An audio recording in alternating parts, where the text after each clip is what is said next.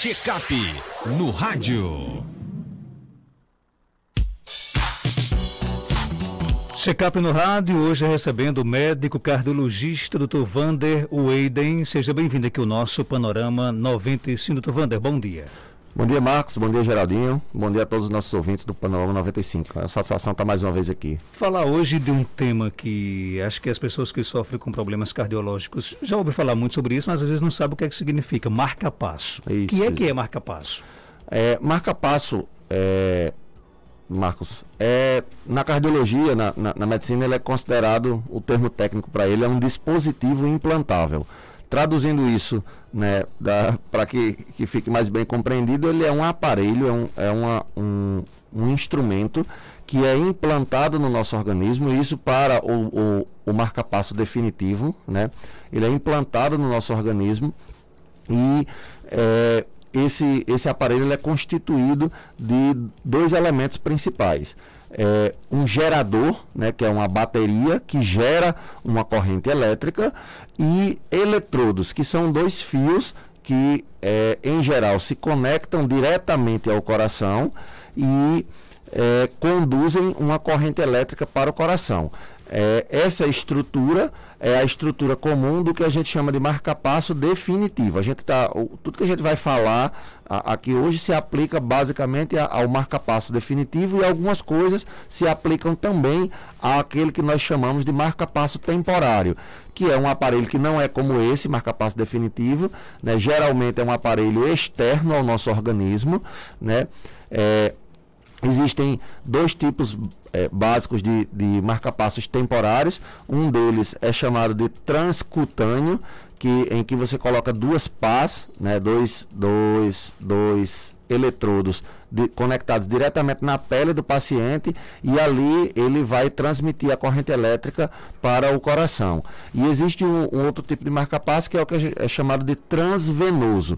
Esse marca-passo transvenoso, ele utiliza as veias do nosso corpo para levar esses eletrodos, né, esses fios até o coração, e a caixinha, que é geradora da corrente elétrica, a bateria dela, ela fica do lado de fora, e aí o médico vai e regula. São dispositivos, mais uma vez, que são temporários, são usados só durante algumas horas, alguns dias. Quando o paciente tem a necessidade de um marca-passo definitivo, aí é realmente implantado, por isso que o termo é dispositivo implantável, aí é implantado dentro do nosso organismo todo o conjunto do marca-passo, com a bateria e com os seus fiozinhos, né, os seus eletrodos, que se conectam direto ao coração. Outra pergunta bem interessante, para que serve realmente o marca-passo? Pronto, para que serve, ele trata alguns tipos específicos de arritmias. A frase mais simples que eu poderia dizer seria essa: trata alguns tipos selecionados específicos de arritmias. Aí, naturalmente, algumas pessoas, alguns ouvintes poderiam perguntar assim: mas Marcos, eu tenho arritmia, meu vizinho, meu parente tem arritmia, e nunca o médico falou de marca-passo. Por quê? Por que será? Existem, na verdade, o termo arritmia cardíaca é um nome que engloba muitas doenças diferentes entre si, certo? A arritmia é quando o ritmo cardíaco normal, ele sofre algum tipo de alteração. Então, o nosso coração, ele bate feito um reloginho. Você está vendo ali um reloginho, esse reloginho, ele vai marcando o seu tempo da maneira correta. Se o seu relógio está se atrasando, você tem um problema. O ritmo do relógio não está normal. Do mesmo jeito acontece com o nosso coração. Se ele está se atrasando, batendo lento demais, você tem um problema no ritmo do coração, e essa é uma arritmia lenta, que a gente chama de bradiarritmia. Dentro dessas bradiarritmias existe um grande conjunto ainda, já é uma parte das arritmias todas. As arritmias lentas, né, já são uma parte do grande grupo de arritmias. Dentro das arritmias lentas, ainda existem, né, dentro delas, tipos específicos de arritmias lentas. Tem algumas que são apenas a frequência cardíaca mais baixa do que o normal, mas toda a corrente elétrica ela é gerada da mesma forma, no mesmo local, que é o nó sinusal. Existem outras onde a corrente elétrica ela não consegue atravessar o coração todo, ela para no meio do caminho. A gente chama isso de bloqueio átrio-ventricular. E essas são algumas das indicações mais clássicas do marca-passo. Mas por que o marca-passo não trata todas as arritmias? Porque as arritmias são diferentes entre si.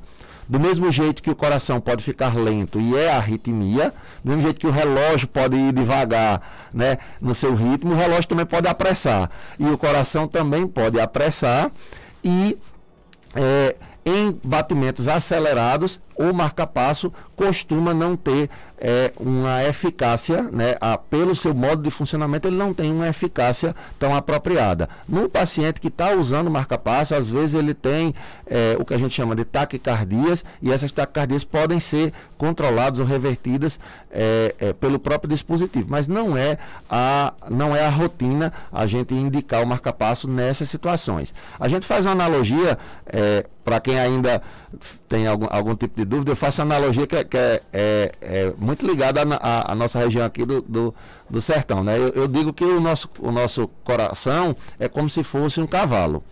Imagina que você está com um cavalo e o cavalo ele anda num determinado ritmo, num determinado passo. Tem horas que o cavalo ele quer dar uma corrida maior do que o que você tá comandando ali deseja. E aí o que você faz? Você puxa a rédea dele. Então existem alguns tratamentos de arritmia que funcionam como rédeas para tentar frear o coração, né? Se o coração fosse um cavalo. E tem horas que o cavalo empaca, que ele não quer andar para frente, né? Tá devagar demais, ele não quer andar, e aí você usa as esporas. Nesse caso, nessa analogia, o marca-passo funcionaria como uma espora que não permite que o coração fique devagar demais, fique lento demais ou até mesmo pare, e vai manter sempre aquele ritmo. Na hora que o coração quiser parar, quiser estancar, o marca-passo está sempre ali, a espora vai bater e o coração vai continuar no seu ritmo desejado. Seria mais ou menos assim, para que serve a função do marca-passo. Existe a cirurgia do marca-passo e como é que ela é feita? Existe. O marca-passo, como a gente falou assim, o marca-passo temporário, existem dois, né? O marca-passo transcutâneo, você não precisa de nenhum tipo de cirurgia, você apenas coloca os eletrodos em cima da pele do paciente, mas é bem desconfortável. É o último recurso que a gente utiliza numa necessidade muito extrema, porque o paciente sente o desconforto da transmissão da corrente elétrica. O marca-passo transvenoso, você pega o que a gente chama de acesso central, né? Você pega uma veia grande, calibrosa e importante, geralmente na região do pescoço, para poder colocar esses eletrodos e eles chegarem direto ao coração. A gente não caracterizaria isso propriamente como uma cirurgia, porque é basicamente um acesso venoso. Já no implante do marca-passo definitivo, aí sim, a gente está realmente diante de uma cirurgia.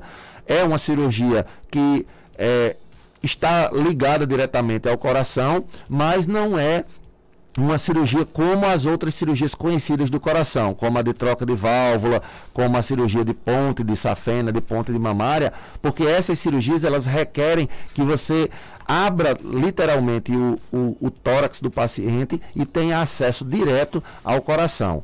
Nesse caso da cirurgia do implante do marca-passo, a única coisa que precisa ser feita, as etapas que precisam ser feitas são basicamente duas.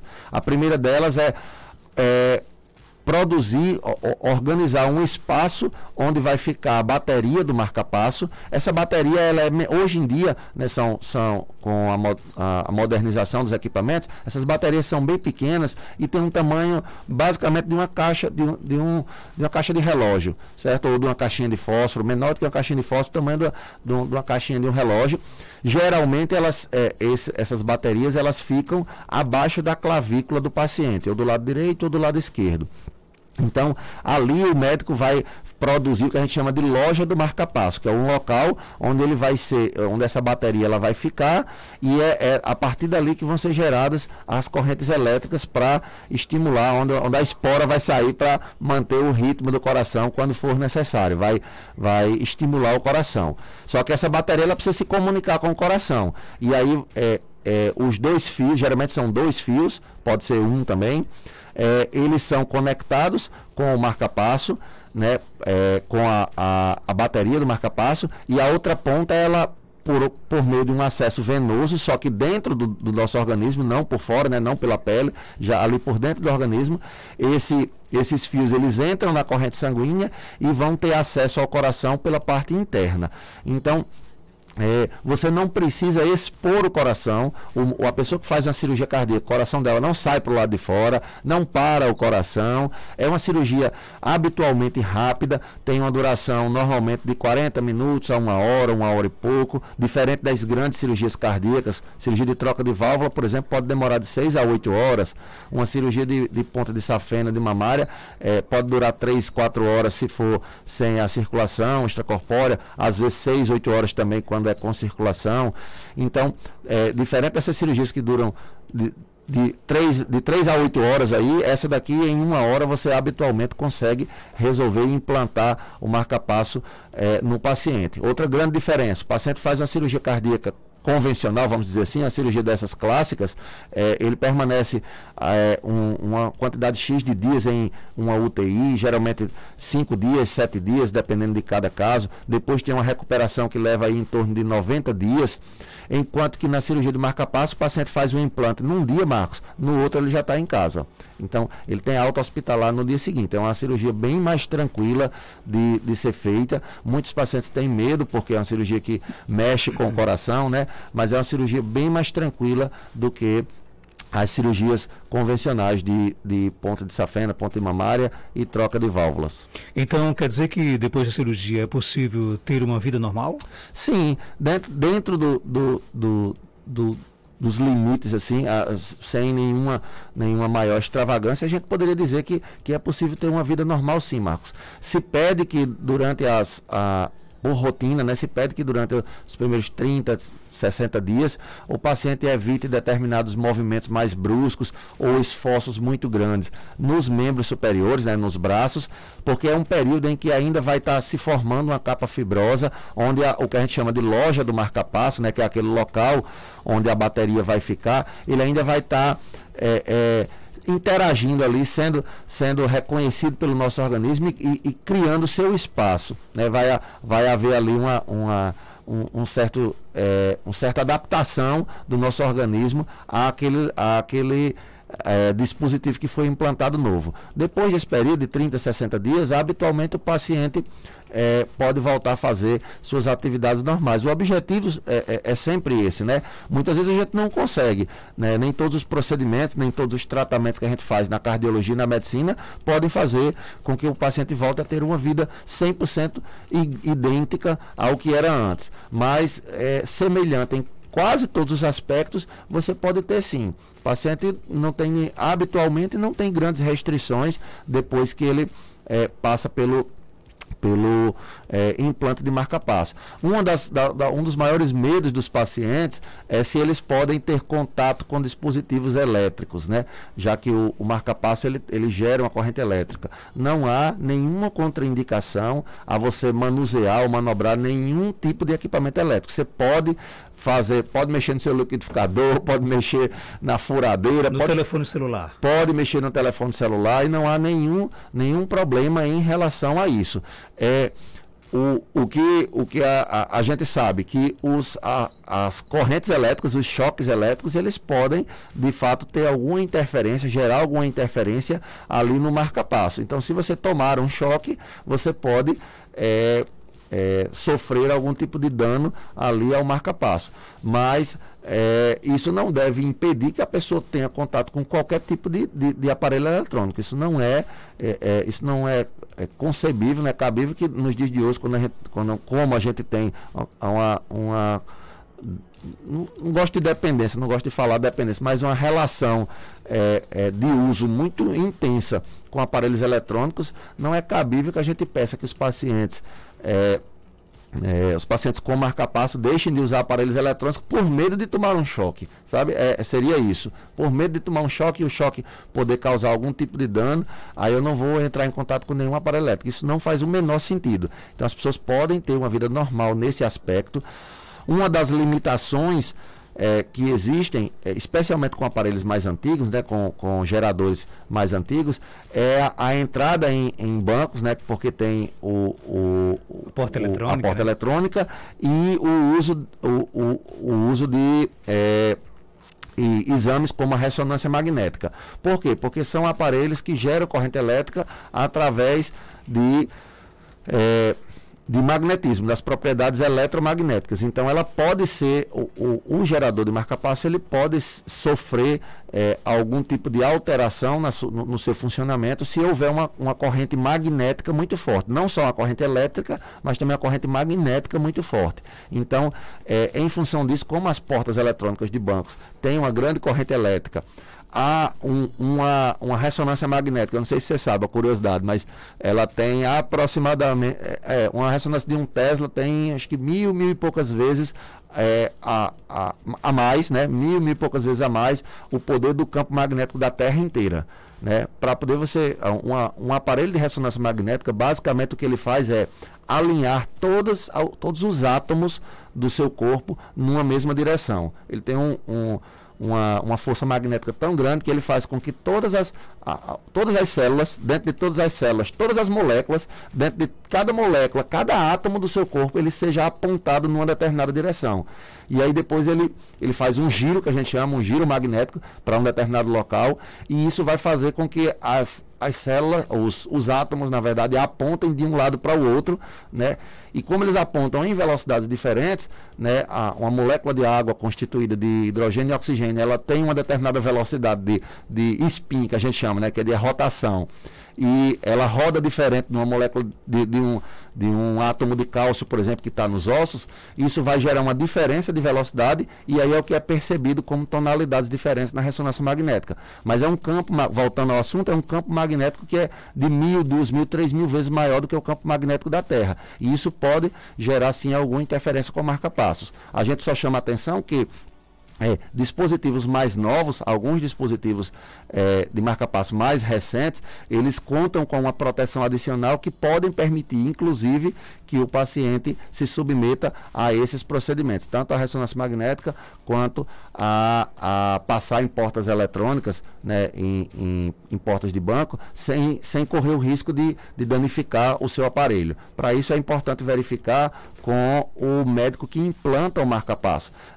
Como você perguntou aí, é possível ter uma vida normal? Via de regra, sim. Uma coisa que é pedida para esses pacientes é que eles façam revisões regulares com o médico que implantou o aparelho. Geralmente essas revisões são a cada 6 meses, para ver se está tudo bem, se a bateria... A bateria, Marcos, tem uma durabilidade de 5 a 10 anos aproximadamente, dependendo do uso da bateria, do quanto ela está sendo usada pelo nosso organismo, né? Do quanto está sendo preciso que você bata as esporas, né? Para fazer o coração caminhar para frente. Então, isso requer que você faça revisões regulares. Nessas revisões, aí você pode eventualmente tirar dúvidas adicionais acerca de aspectos do seu dia a dia. E é com o médico que implantou o marca-passo que você sabe se o marca-passo ele permite que você faça esse tipo de coisa, se submeta a determinados exames ou então passa em portas eletrônicas. Normalmente o médico que implanta é quem sabe melhor o tipo do equipamento. Doutor Wander, tem uma pergunta aqui do nosso ouvinte. Ela conta que a mãe dela está com 10 dias que colocou o marca-passo. Sim. E com o marca-passo implantado, ainda pode-se ter quedas de pressão? O marca-passo, ele, como a gente falou, a função dele, a função de espora dele é de normalizar o ritmo de batidas do coração. Isso não tem necessariamente relação direta com a pressão arterial. Não existe a indicação, isso precisa ficar claro, não existe a indicação de você implantar marca-passo para corrigir pressão baixa do paciente. O que pode acontecer é você ter uma doença, essa doença ela se manifestar no seu organismo por formas diferentes, com sintomas diferentes, e 2 desses sintomas serem hipotensão, que é a queda de pressão, associado à bradicardia, que é a diminuição da frequência cardíaca por determinada arritmia. Você corrige a arritmia com o marca-passo, e isso, em alguns casos, pode sim resolver também o problema da hipotensão. Mas o marca-passo em si, ele não gera pressão arterial para o paciente. Se a queda de pressão persiste, então é porque, além do problema que levou ao marca-passo, porque ninguém colocou o marca-passo, mais uma vez, para corrigir a pressão, colocou porque tinha um problema de ritmo cardíaco. Então, se o problema da pressão arterial persiste, quer dizer que além do problema da arritmia que ela tinha, tem alguma outra coisa que está fazendo com que a pressão permaneça baixa. Isso precisará ser investigado e, eventualmente, tratado. Tem pergunta aqui do nosso ouvinte no nosso WhatsApp, 992053030. Bom dia. Bom dia, Marcos Danta. Esse médico que está aí, Marcos, é de coração. Eu queria fazer uma pergunta a ele, é marido aqui de São José Seridó. Porque meu esposo tem um problema de pressão alta e a pressão dele sobe. Normalmente, todo dia a pressão está alta. No caso, ele toma remédio para a pressão, mas não está adiantando. No caso, ele deveria procurar um cardiologista, que a pressão não tem controle. Toma medicamento, mas não sobe mesmo assim. Um bom dia aí para vocês da 95. Um abraço, meu querido Tuvão. Bom dia, meu amigo. Tudo bem? Né? Sou eu mesmo. Tá aqui quem vos fala. Muito prazer, obrigado pela sua pergunta. Deixa eu dizer, a pressão, ela não explicitou em que valores a gente tá mencionando aqui, tá certo? Eu vou dizer uma coisa, Marcos, para a maioria das pessoas, a resposta seria não, sabia? Ela perguntou se a pressão arterial ela precisaria necessariamente ser avaliada por um cardiologista. Ela pode, e eu confio e eu acredito que os médicos generalistas, eles têm capacidade para isso, para fazer o tratamento e acompanhamento dos pacientes dentro do nível básico de saúde, das unidades básicas de saúde. Então, eu sou cardiologista, eu sei tratar pressão arterial, eu trato a pressão arterial, os pacientes procuram-me no consultório, mas quando a pessoa me pergunta se toda pressão alta ela precisa ser tratada por um cardiologista, a minha resposta honesta é de que não, certo? Os pacientes, eles podem ser tratados por pressão alta em unidades básicas de saúde. Eu confio, é lógico que existem médicos e médicos, existem cardiologistas bons e outros que não são, existem cirurgiões bons e outros que não são, existem médicos bons e outros que não são nas unidades básicas de saúde, isso é fato. O relacionamento médico, né, é um relacionamento onde você conta segredos da sua vida para uma pessoa, é um relacionamento que requer confiança. Um médico é mais ou menos como um mecânico, né? Eu vejo como um mecânico, né? Que às vezes você vai no mecânico, o mecânico diz que o problema é no radiador, você vai no outro diz que é no motor, o outro diz que né? E você precisa confiar naquele profissional que está ali. Se você tem confiança no médico da sua unidade básica de saúde, se você tem uma boa relação com ele, se ele é um médico que lhe atende bem, pode ir para ele, provavelmente, muito provavelmente, quase certamente, ele vai conduzir bem a sua pressão arterial.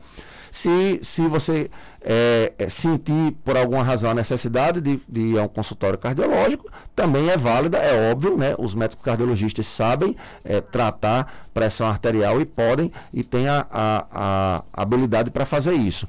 Em alguns casos, quando seria o caso em que o médico da unidade básica de saúde, da UBS, ele não acompanharia o paciente. Quando o paciente desenvolve formas mais avançadas de hipertensão arterial. Existem duas doenças que são hipertensão resistente e hipertensão refratária, que são doenças em que o paciente habitualmente requer, para o controle da pressão arterial, 3, 4 ou até 5 medicações. E mesmo assim, no caso da hipertensão refratária, o paciente requer mais de 4 medicações para poder ter o controle, ou então não tem controle com 4 medicações.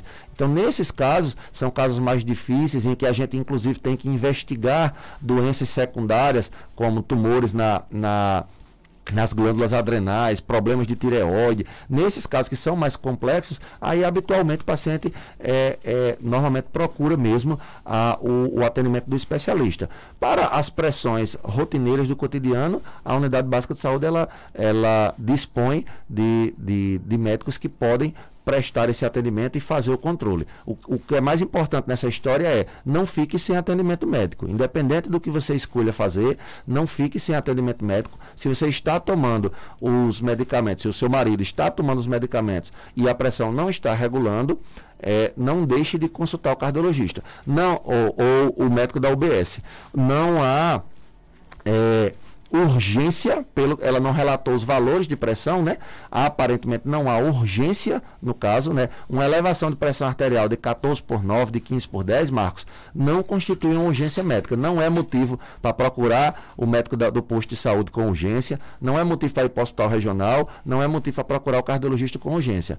Mesmo que a minha pressão seja 9/6, 10/6 e agora está 14/9, não é uma urgência não? Não. É urgência se você estiver sentindo dor no peito, se você estiver sentindo falta de ar, se estiver passando mal, com a sensação iminente de desmaio. Aí o sintoma é que precisa ser visto com atenção. Mas a pressão arterial em 14/9, em 15/10, não constitui uma urgência. Então não precisa de desespero para ir para a unidade básica, para ir para a emergência do hospital regional, mas precisa ser cuidado. Também não é um negócio que você vai empurrando com a barriga e vai deixar, a gente está em fevereiro, em março eu vou deixar para o ano que vem, para 2023. Precisa ser cuidado porque com o passar dos anos se torna um fator de risco para outras doenças. Dr. Wander Wade, ele é médico cardiologista, está na Clínica São José, na Rua Terezinha Leite, 1883, bairro Peneda, aqui em Caicó. Telefone 994-22-3138, 994-310681. Dr. Wander, obrigado pela sua participação. Eu que agradeço, Marcos. São 7h44, confirmando